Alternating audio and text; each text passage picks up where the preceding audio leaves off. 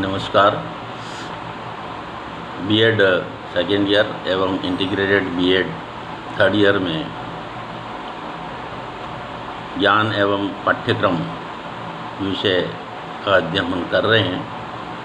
गत लेसन में हमने ज्ञान मीमांसा के ऊपर चर्चा की थी, उसका अर्थ और उसकी प्रकृति और उसके बारे में संपूर्ण ज्ञान प्राप्त करने की हमने कोशिश की थी।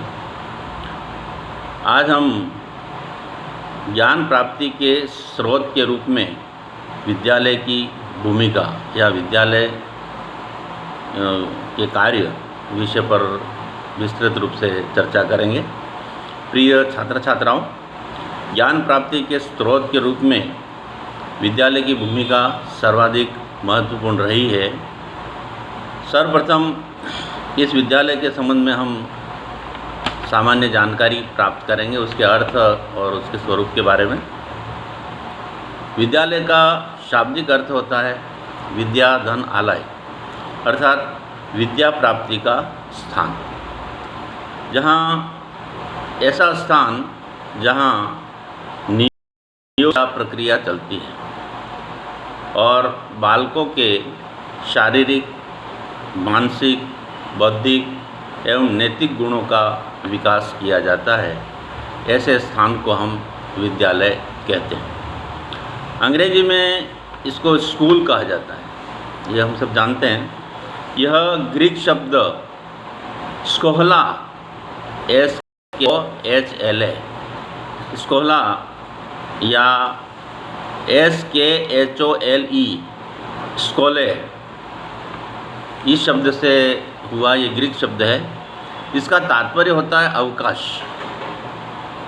अवकाश इसका तात्पर्य होता है। प्राचीन काल में यूनान में अवकाश काल में जो बुद्धिजीवी लोग थे या कुछ ऐसे लोग सामुदायिक रूप से जो है वह एक स्थान पर अपने अवकाश को बिताने के लिए, अवकाश काल को बिताने के लिए वहाँ एकत्र होते थे और विभिन्न तरह की ज्ञान की चर्चा परिचर्चा करते थे, वाद विवाद करते थे और इस तरह से सामूहिक रूप से वो वैचारिक आदान प्रदान करते थे उस अवकाश काल में। तो धीरे धीरे क्या हुआ कि उस स्थान को स्कूल के रूप में परिवर्तित कर दिया, स्कूल के रूप में जाना जाने लगा और आज भी हम उसको स्कूल के रूप में ही जानते हैं। बाद में वो स्कूल से जाना जाने लगा।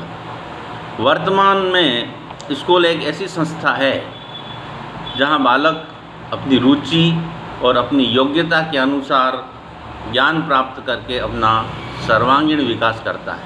ऐसी संस्था को हम स्कूल कहते हैं या विद्यालय कहते हैं।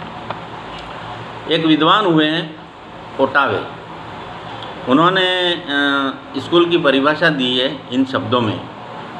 उन्होंने कहा है कि विद्यालय समाज के युवकों को विशेष प्रकार की शिक्षा देने के लिए सामाजिक आविष्कार के रूप में समझे जा सकते हैं।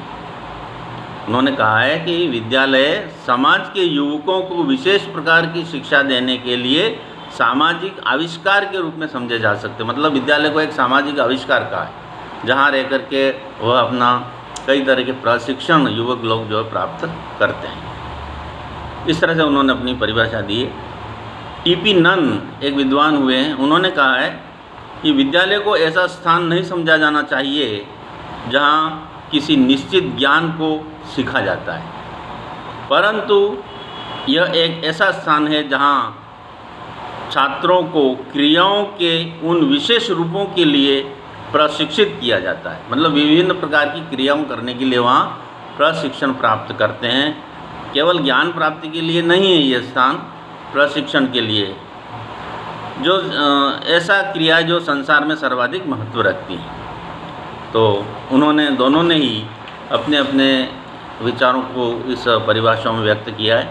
सारांश रूप में हम कह सकते हैं कि विद्यालय एक ऐसा उपवन है, इसको हम अपनी परिभाषा में अपने शब्दों में अपन कह सकते हैं कि विद्यालय एक ऐसा उपवन है जिसमें एक शिक्षक माली की भूमिका अदा करता है। जैसे उपवन में माली होता है पौधों की सारवार के लिए, और विद्यार्थी रूपी रंग बिरंगे पुष्पों को अपनी ज्ञान धारा से अभिसिंचित करता है, उन पौधों को अभिसिंचित करता है और इस प्रकार से वो पुष्प जो हैं वो सुवासित होते हैं, सुवासित करता है और उपवन की शोभा बढ़ाता है तथा उसके साथ साथ पर्यावरण जो आसपास का वातावरण है उसको भी निर्मल, पवित्र और जीवंत बनाने का एक पुनीत कर्म शिक्षक विद्यालय में रह करके करता है।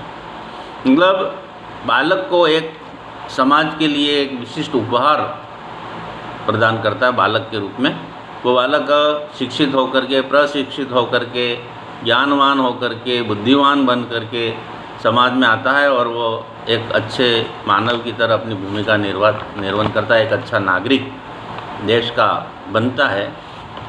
इस तरह से वो उसकी विद्यालय की भूमिका जो है इसमें बताई गई है।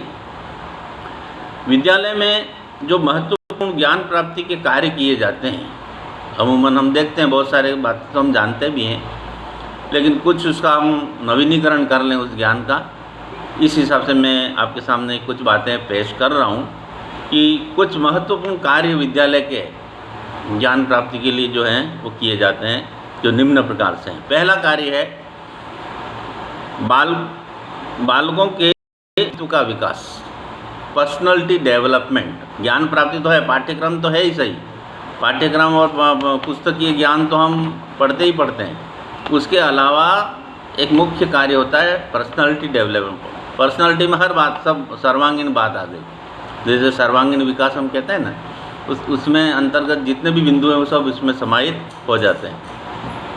पाठ्यवस्तु की अपेक्षा बालक के व्यक्तित्व पर बल दिया जाता है और विभिन्न अनुभवों से उसको सरोबार किया जाता है, उसको लाभान्वित किया जाता है।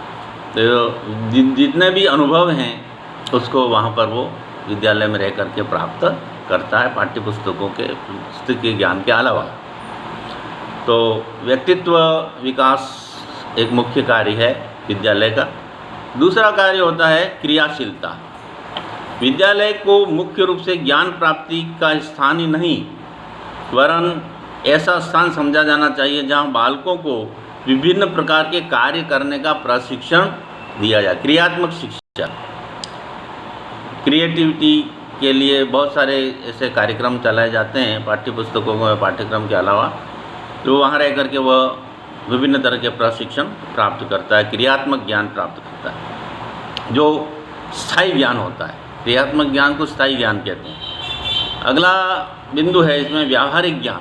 पुस्तकीय ज्ञान एक सैद्धांतिक ज्ञान होता है, लेकिन व्यावहारिक ज्ञान भी होना चाहिए, तो भी बालक जो है परिपक्व होता है, समाज के लिए उपयोगी बन सकता है।